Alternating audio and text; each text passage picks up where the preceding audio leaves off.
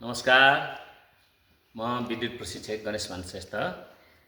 अस्तिको पहिलो पार्टमा चाहिँ नि 2 स्विचको हामीले ड्रइङ देखाएर यसरी बत्ती बल्छ भन्ने कुरा चाहिँ नि हामीले गऱ्यौँ। कहाँ कस्तो कस्तो ठाउँमा प्रयोग गर्ने भन्ने कुरा यहाँहरूलाई मैले जानकारी दिइसकेँ। आज त्यो कुरा कसरी चाहिँ नि गर्ने प्र्याक्टिकल्ली भन्ने कुरा म यहाँहरूलाई आज सेकेन्ड पार्टमा दिन गइरहेको छु।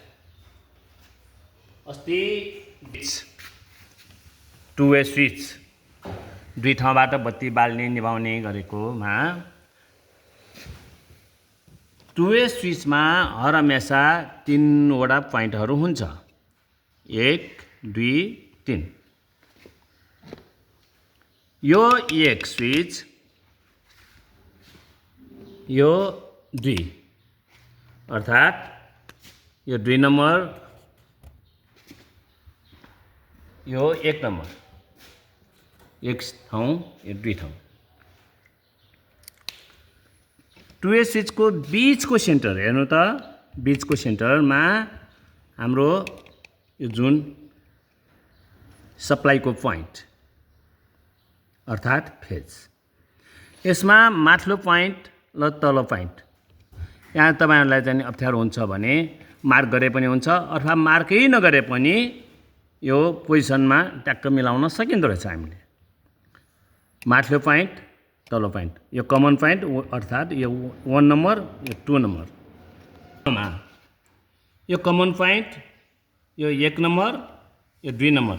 1 नम्बर तार 1 नम्बरसँग, 2 नम्बर तार 2 नम्बरसँग। हेर्नु त, यो 1 नम्बर तार यताको 1 नम्बर तारसँग जोडेको छ।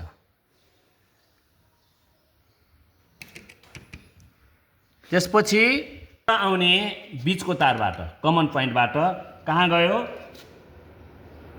चिममा, बत्तीमा।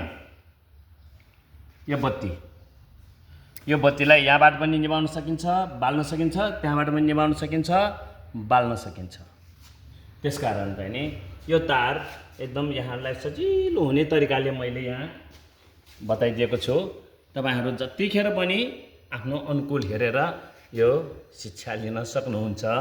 जस्तो अब यो फेज पोइन्ट सम्झनुस्, यो फेज पोइन्ट यहाँ हाम्रो सप्लाईमा यो फेज पोइन्ट हेर्नु त, बत्ती बलेको छैन है, बत्ती बलेको छ।